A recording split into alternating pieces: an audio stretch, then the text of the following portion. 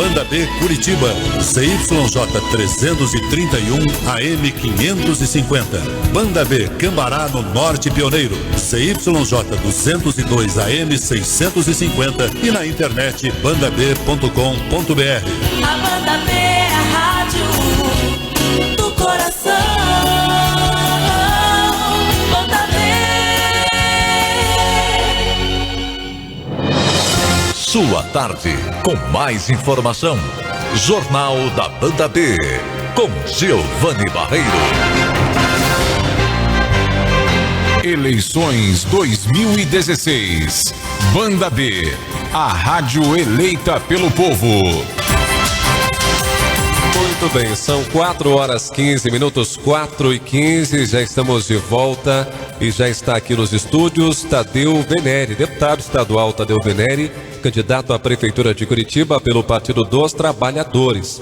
Tem 63 anos, está no 4º mandato como deputado estadual, é presidente da Comissão de Direitos Humanos e Cidadania, integra também como membro titular a Comissão de Finanças da Assembleia e é o líder do bloco de oposição no Legislativo Estadual. E é o nosso 7º entrevistado aqui na série que estamos promovendo com os candidatos ao cargo no Executivo desta importante cidade, que é a nossa Curitiba. Bem-vindo às ondas do rádio, candidato. Boa tarde. Boa tarde, obrigado, Giovanni, obrigado a todos vocês pela audiência. É uma grande audiência, aliás, que tem a Banda B.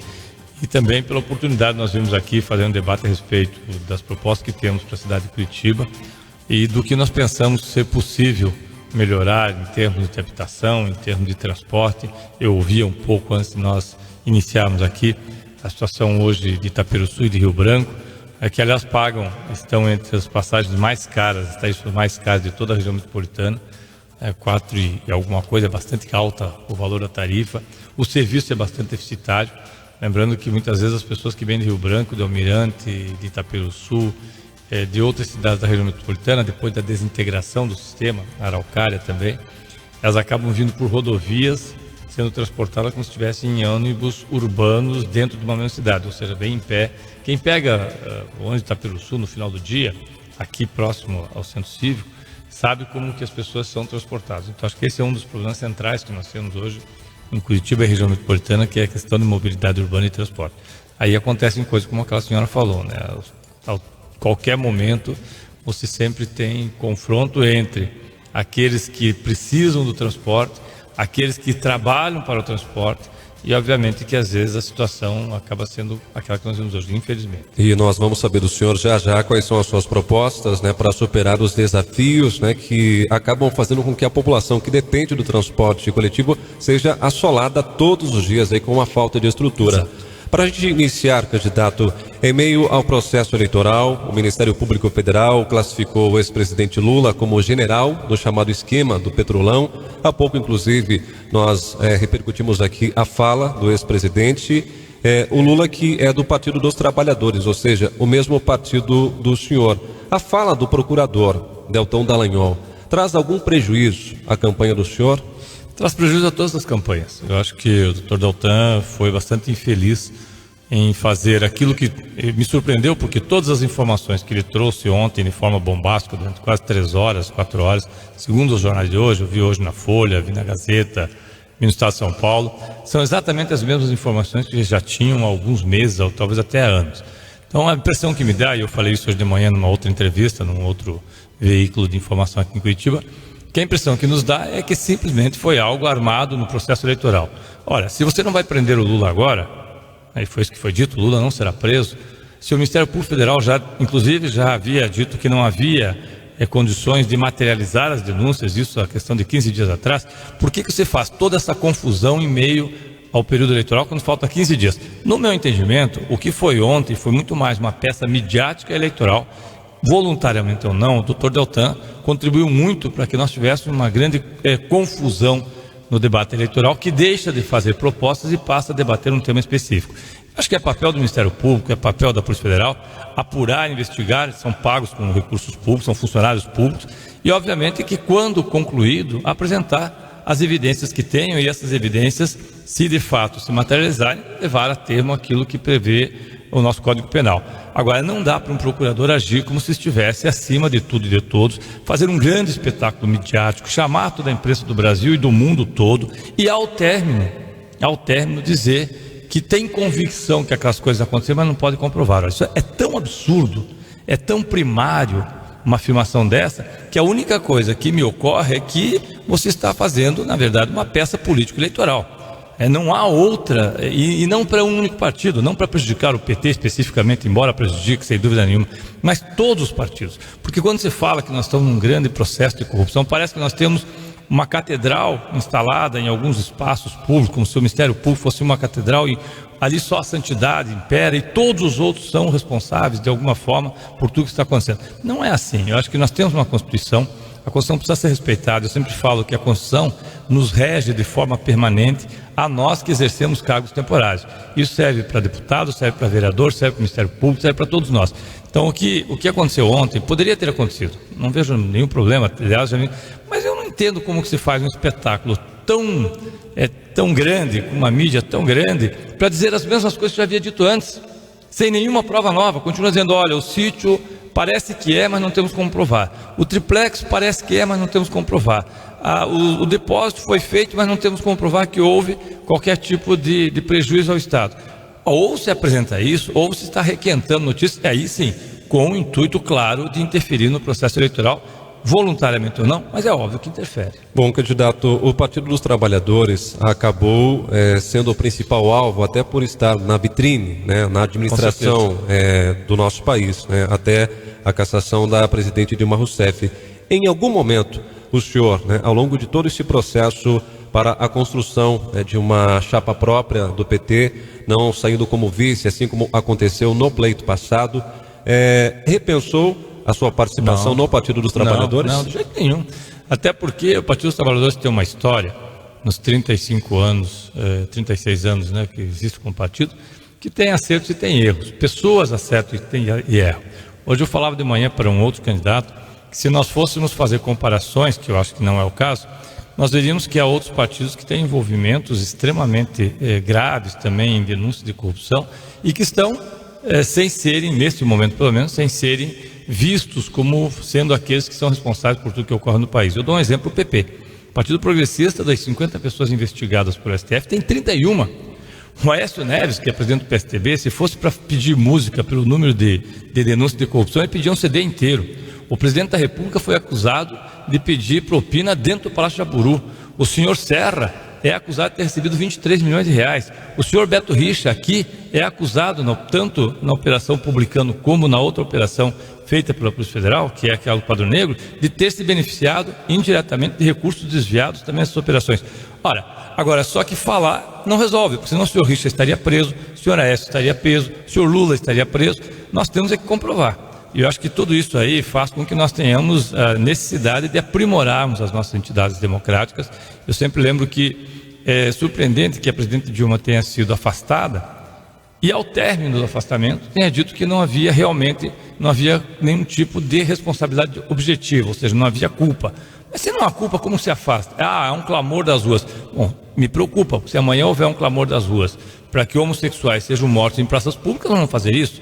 Então, o legislativo, o executivo, o judiciário tem que ter o bom senso de entender que eles, antes de qualquer coisa, têm que cumprir a Constituição. Nós não podemos cumprir as nossas vontades, nós não podemos sair por aí porque a opinião pública pede isso ou pede aquilo. Você tem que cumprir aquilo que determina a lei. E eu, dentro do Partido dos Trabalhadores, sempre me pautei por isso. Há pessoas que erraram? Inclusive algumas estão presas. Agora eu pergunto, o Vacari está preso, o ex-tesoureiro do PT está preso, porque recebeu recurso de empreiteiras e, segundo o Ministério Público, esses recursos vieram de forma irregular. As mesmas empreiteiras fizeram também doações para tesoureiros de outros partidos. Por que eles estão soltos? Cabe ao Ministério Público dizer, por que eles estão soltos e receberam da mesma forma? Ou será que a nota de R$100 de um, ela vem um S de santo e a de outro não vem o S de santo? Pelo amor de Deus, eu acho que quando se começa a fazer isso, você, ainda que não seja a intenção, mas você dá à população, mesmo que não seja agora, seja daqui a 2, daqui a 3, daqui a 5, daqui a 20 anos, a clareza que você está fazendo um processo, querendo ou não, que você acaba tendo uma parcialidade, e isso, no meu entendimento, ele cria um clima muito ruim na política de forma geral. 4h24, falando do nosso pleito aqui, candidato, alguns candidatos ao cargo no Executivo aqui na capital estão propondo algumas ações um pouco fantasiosas, um pouco bastante utópicas, para prometendo uma grande transformação na gestão da capital. O seu plano de governo, ele parece mais modesto. O senhor acredita que o eleitor em nossa capital está mais criterioso, mais bem informado sobre o que de fato pode e não pode ser feito, aquilo que é mais viável, Tadeu Venere? Giovanni, eu parto do seguinte princípio: eu não posso prometer para as pessoas aquilo que, se estiver na prefeitura, eu não vou conseguir entregar. Eu não posso propor, no meu entendimento, e acho que nós estamos no processo eleitoral, não há por que você não falar os nomes. Eu não posso propor aquilo que, por exemplo, o candidato Rafael Greca propõe, que é fazer um bonde intershoppings, saindo do Shopping Miller, indo para o Shopping Estação, passando no Shopping Pátio Batel, voltando para o Miller. Não posso propor o que o mesmo candidato propõe, 52 quilômetros de ferrovias dentro de Curitiba, com deslocamento de 285 mil pessoas. Propor que nós tenhamos o Ribeirão dos Padilhas, como o lodo do Ribeirão dos Padilhas sendo utilizado para que a partir dali você gere energia elétrica para ônibus. Eu acho que essas coisas são fantasiosas e criam para as pessoas. Claro que o sonho sempre é bom de ser vendido, é melhor do que a realidade, mas ele não é factível. Nós temos um orçamento que tem limites, e mesmo que não tivesse, uma cidade que tem 382 áreas, 382 áreas irregulares, uma cidade que tem mais de 4 mil moradores em situação de rua, uma cidade que tem centenas de milhares de cães e gatos também hoje abandonados, uma cidade que tem uma fila da Coab com 75 mil pessoas na fila da Coab, que não consegue colocar todas as crianças em creche, uma cidade que tem hoje 4 bilhões e meio para recuperar em IPTU que não está sendo pago, em 628 mil imóveis, sendo que desses, cerca de 50 mil imóveis são terrenos e 170 mil imóveis são imóveis comerciais. Uma cidade que ainda tem um índice de violência muito alto. Não pode se preocupar com um bondinho, por favor. Eu acho que nós temos coisas mais objetivas. Nós temos que tratar da saúde, nós temos que tratar da educação, nós temos que tratar da segurança, do meio ambiente, nós temos que recuperar em Curitiba algumas situações que, no meu entendimento, são primárias, mas são fundamentais. Eu diria 3, que são aquelas que estruturam, inclusive, e eu lhe parabenizo por ter lido o plano de governo, porque nem todas as pessoas leem, eu leio todos eles, li todos os planos de governo.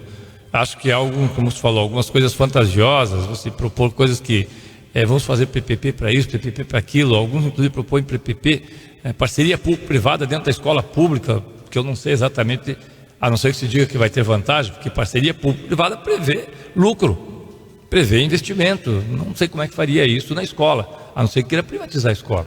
Mas não é o caso. O que nós propomos aqui é que nós tenhamos uma abordagem em cima de 3 pontos que para nós são fundamentais e que controlam todas as cidades. Não controlam só Curitiba, controlam todas as grandes cidades no mundo todo. Coleta e destinação final de resíduos sólidos, lixo, que hoje traz muitas vezes, faz um passeio de mais de 150 quilômetros, vindo de Adrianópolis para levar para a Fazenda Rio Grande. A parte de transporte público, mas não só o transporte de ônibus, mas a mobilidade urbana, que passa por calçadas, passa por melhorar o sistema de bicicletas, por ciclovias, por incentivo para que as empresas tenham compartilhamento, inclusive de transporte, por incentivo para que as empresas coloquem nos seus espaços, eu não sei se aqui na rádio tem, mas eu falo pela Assembleia Legislativa, muita gente gostaria de ir de bicicleta. Não podia porque não tinha um vestiário, sequer um vestiário, não estou nem falando de ducha, nem de espaço, que é o correto, que tem no mundo todo. Olha, não se iludam.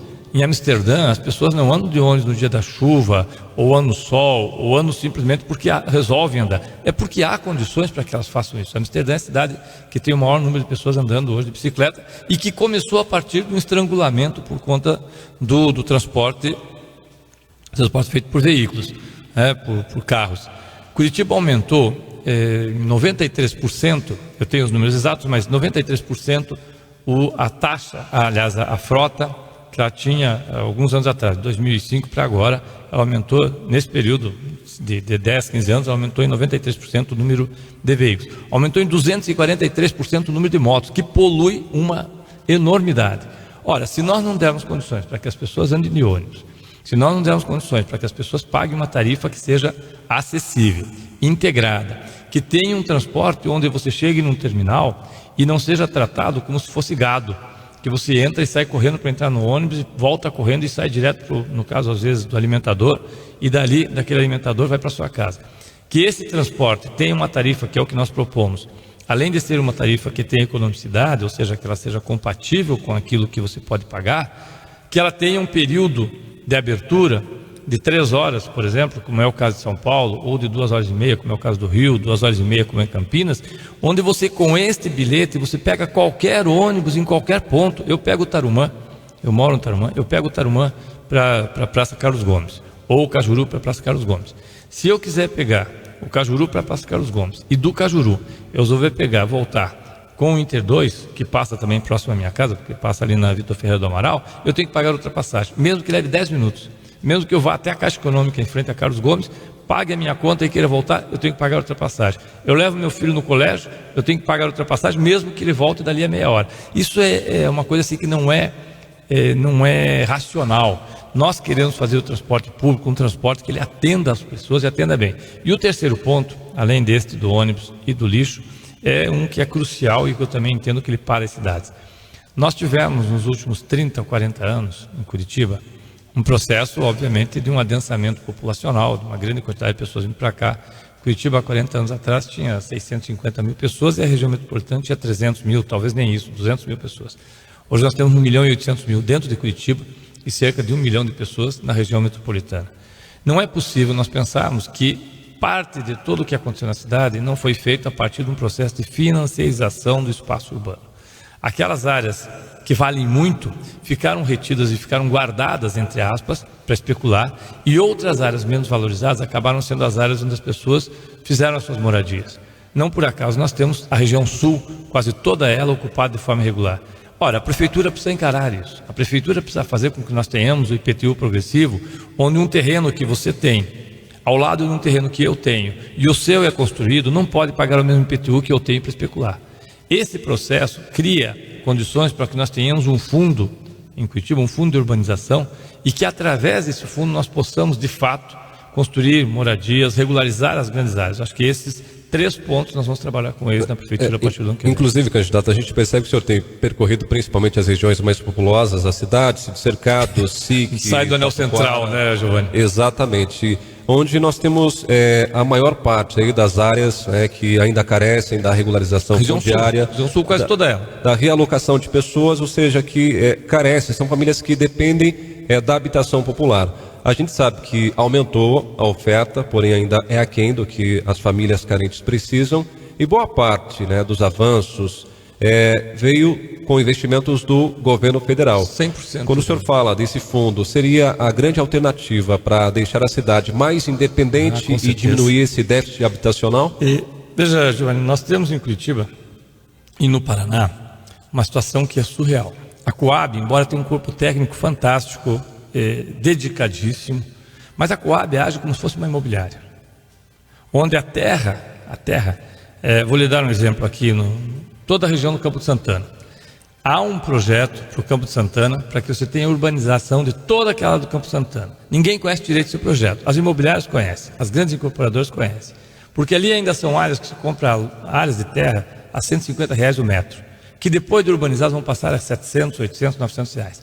Estas áreas que estão para o lado de cá da linha verde, ou para o lado de lá da linha verde, para o lado de cá do contorno sul, do contorno leste, são áreas que ainda têm uma valorização grande, mas que foram feitas praticamente quase que uma cidade autoconstruída. Nós não temos, a Coab neste ano tem para compra, orçamento para compra, de R$1 milhão, é para comprar 1.400 metros.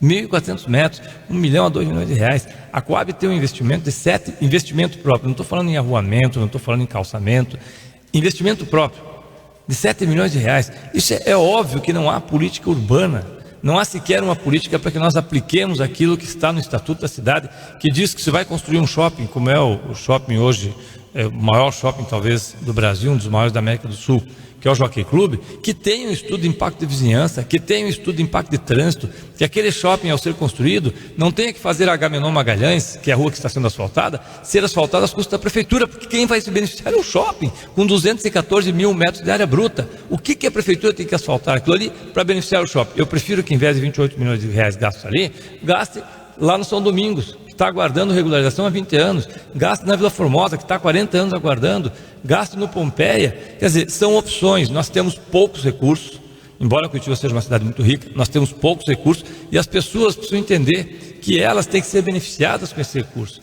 porque senão nós vamos fazer um processo inverso. O Estado, no meu entendimento, Giovanni, ele tem que funcionar não como um concentrador de renda, mas como um espaço de distribuição de renda e facilitador.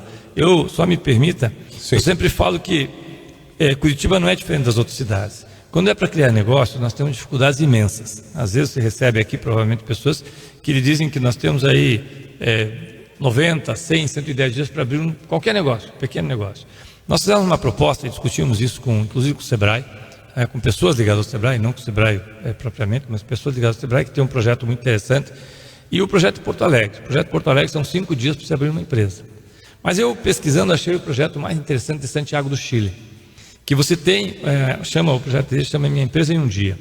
Você recebe toda a relação do que é necessário para você abrir sua empresa, do bombeiro, das saídas de emergência, do estacionamento, da parte de drenagem, enfim, tudo aquilo que é preciso. Não é de alto impacto a sua empresa, não é um posto de gasolina, não é um hospital, não é uma área que crie nenhum tipo de impacto, é uma loja que você vai vender roupa, é alguma coisa menor.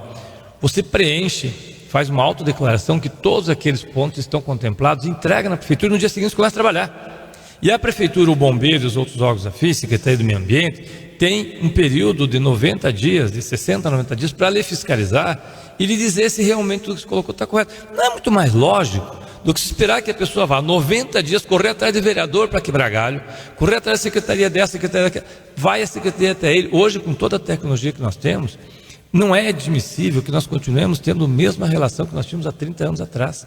Então isso cria ambientes de negócio que facilitam.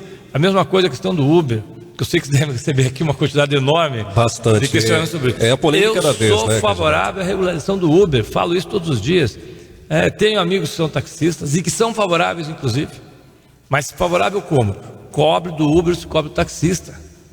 Cobre do Uber 10 centavos por quilômetro rodado. Cobre do Uber pontos específicos que eles possam trabalhar. Porque, no fundo, quando a prefeitura se omite, ela está deixando que a situação se resolva e da pior forma possível. Não se resolve desse jeito. Então, o que nós queremos? Que o motorista do Uber tenha que ter um cadastro, que o motorista do Uber tenha que pagar as taxas que o taxista paga, que o motorista do Uber tenha um registro de carteira que seja carteira profissional, que não seja bico, e assim no mundo inteiro. O Estado é feito para facilitar a vida do cidadão, não para complicar, porque o Uber existe. Se eu disser, não, a prefeitura proibiu, não vai existir mais, é mentira, ele vai continuar existindo. Então o que nós temos que fazer é criar mecanismos que facilitem a vida das pessoas e não que dificultem. Ou seja, organizar uma concorrência legal e leal, né? 4h37, tem a pergunta do ouvinte, vamos ouvir, Marco Pisa. Vejo muitas promessas com relação ao transporte coletivo. Todo ano na época da eleição é a mesma coisa. Mas nós que utilizamos do mesmo, sabemos que as filas continuam e a demora é a mesma. O que o senhor pretende fazer com relação a isso? Carlos Bittencourt, morador do Cachimba. Olha, o Carlos da região sul de Curitiba, longe pra caramba. Bem longe, limite já com Araucária, né, na região metropolitana, transporte. Divisa com Tupi, né? Divisa com Tupi. Eu estive no Cachimba já várias vezes, até porque na época que nós estávamos com aquele problema lá com o aterro, o Cachimba é uma das áreas, o Carlos talvez saiba disso, o Cachimba é uma das áreas que está previsto nesse grande programa da região do Campo do Santana, que ele pegaria desde lá de Vitória até a parte do Ganchinho. Mas o que pode se fazer? Primeiro, o que se deve fazer? A primeira coisa que eu acho que nós temos que fazer é ter um terminal, e um terminal urbano, mas dentro de toda a região ali, que é o terminal Tatuquara. Isso aí é fundamental, nós temos que ter o terminal Tatuquara. A segunda coisa é isso que eu falei antes, nós temos passagens que possibilitem ao Carlos vir para o centro, ou não vir para o centro, mas vir até um determinado espaço que ele chegue perto ali do Pompeia, utilizar o que ele tiver que utilizar, o serviço que ele tiver que utilizar a unidade de saúde e voltar pagando uma única passagem. Fazemos com que os terminais, o terminal do Pinheirinho, que é o terminal que provavelmente vai ser usado, ou se vier depois ali com o ônibus azul, vem pela linha verde, mas utilizar o terminal aquele terminal, de forma que ele possa contemplá-lo, fazer com que ele possa esperar uma pessoa, não precise ficar o tempo todo correndo para pegar o ônibus e sair do ônibus, porque as pessoas estão sempre atropeladas. E eu volto a dizer, nós temos condições hoje de, através de mecanismos, inclusive, que revertam em renda para um fundo de transporte em Curitiba, reduzirmos a tarifa de ônibus. Agora, óbvio, isso significa enfrentar, entre outras coisas, 2 processos. Um, que o Tribunal de Contas determinou, e a CPI determinou, que fosse rompido aquela licitação feita pelo governador, hoje governador, na época prefeito Richa, em 2010, que o prefeito Gustavo Frutti não quis fazer. O segundo é que nós tenhamos, obviamente, aberta a caixa preta da URGS, porque 80% do transporte hoje está na mão de uma única família, que é a família Goulin. Isso não é bom nem mal, só é uma constatação. Se nós não enfrentarmos isso, nós vamos continuar tendo problemas como esse, que você pega ali no Pinheirinho, um ônibus que poderia vir para Santa Cândida com ônibus azul, só não vem porque nós temos um problema quando chega na Praça do Japão. E aí, por conta da Praça do Japão, embora tenhamos já o desalinhamento de todas as outras estações, né, que são as estações tubo, por conta da Praça do Japão, simplesmente não tem esse ônibus que reduziria 40% do tempo de passagem. Então, Carlos, eu acho que a primeira coisa é nós revermos todos os critérios como foram feitos esses contratos de ônibus. Candidato, uma última pergunta, o nosso tempo está acabando. Que pena. O seu partido, o PT, foi um dos principais apoiadores da campanha do prefeito Gustavo Frutti, que tem como a vice a Miriam Gonçalves. As relações do seu partido com o atual prefeito ficaram um pouco estremecidas, tanto que houve uma espécie de rompimento. Houve um rompimento. De fato, né? Analisando a gestão atual, o que era de interesse do PT, talvez uma discussão de plano de governo, mas que ficou para trás, e o senhor, caso seja eleito, quer retomar. Participativo. Orçamento participativo é fundamental. Nós democratizarmos a relação com a população é fundamental. E, obviamente, essa questão do transporte, do lixo, e também que o lixo não pode continuar sendo uma coisa eterna, né? Cada ano que vem se prorroga por mais um ano. E, além do lixo, a especulação imobiliária, que eu acho que o prefeito Gustavo Frutti poderia ter enfrentado e, por razões que eu desconheço, fez outras opções. Ok. A gente encerra aqui 30 segundos, mais 30 segundos para suas considerações finais. As considerações finais só pode ser uma, né? Dia 2 de outubro, peço o voto no 13, peço o voto para que nós possamos ter uma cidade diferente, uma cidade melhor. Peço para que as pessoas façam como você fez, Giovanni. Olhem os planos de governo, tem coisas absurdas sendo propostas. Olhem os planos de governo, vejam aquele que se adapta ou mais se parece com o que se espera da cidade. E, obviamente, no dia 2 de outubro, nós mais uma vez pedimos o voto no 13, porque nós queremos uma outra cidade aqui em Curitiba. Ok, muito obrigado pela sua visita. Eu que agradeço. E boa sorte na caminhada. Obrigado pela oportunidade. Tadeu Venere, candidato à Prefeitura de Curitiba pelo Partido dos Trabalhadores, tem 63 anos, está no 4º mandato como deputado estadual, presidente da Comissão. Preços em telha cerâmica com várias cores e modelos. Ligue hoje mesmo, que telhas? 3156-5080. 3156-5080. Cidade